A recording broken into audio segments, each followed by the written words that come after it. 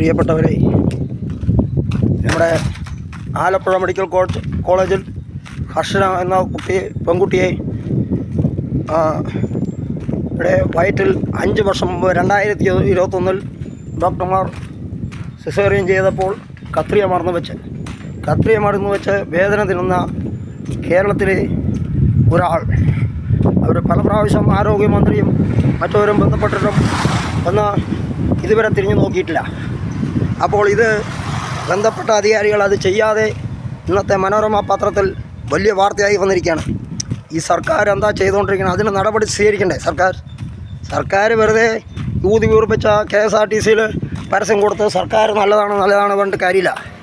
4000 ചില 5000 KSRTCയിൽ tax അടയ്ക്കാത്ത KSRTCയിൽ tax പോലും പൊട്ടിച്ച് ഓടിക്കൊണ്ടിരിക്കുന്ന KSRTCയിൽ കേരള സർക്കാരിന് കിട്ടേണ്ട ടാക്സ് അടയ്ക്കാതെ ഓടിക്കൊണ്ടിരിക്കുകയാണ് സർക്കാർ.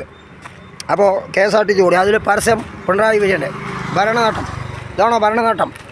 ഭരണനേട്ടം എന്ന് പറയുന്നത് എല്ലാ മേഖലയിലും സത്യസന്ധമായി കാര്യങ്ങൾ ചെയ്തു കൊടുക്കുന്നതാണ് ഭരണനേട്ടം.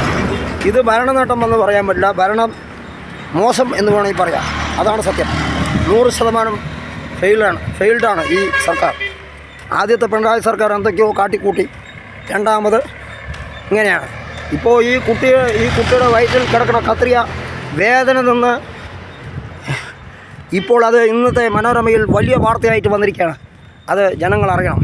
ഇവർക്ക് വോട്ട് ചെയ്ത് ഇവർ സർക്കാരുകളൊന്നും നോക്കാതെ 5 വർഷം 10 വർഷമൊക്കെ ഓരോരുത്തർ ദുരിതം അനുഭവിക്കുന്ന കാര്യങ്ങൾ കാണുമ്പോൾ വളരെ വേദനാജനകമാണ്. ഒരു സർക്കാർ ചെയ്യേണ്ട കാര്യങ്ങൾ സമയത്ത് ചെയ്യാത്തതിൻ്റെ പേരിലാണ് ഇതൊക്കെ നടക്കുന്നത്. ആരോഗ്യമന്ത്രി കൈകഴുകിയിരിക്കുകയാണ്. ഇപ്പോൾ കഴിഞ്ഞ 2021 സംഭവിച്ച കാര്യം 2026 ആ കത്രിക എടുത്തിട്ടില്ല. ഇന്നത്തെ പത്രത്തിൽ അതാണ് വാർത്ത.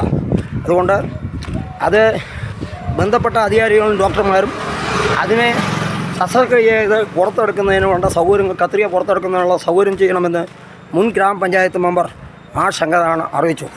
ഈ ചാനൽ കണ്ട് ലൈക്ക് അടിച്ച് ഷെയർ ചെയ്ത് പിന്നെ സബ്സ്ക്രൈബ് ചെയ്യണമെന്ന് വിനയപുരസ്സരം അഭ്യർത്ഥിക്കുന്നു.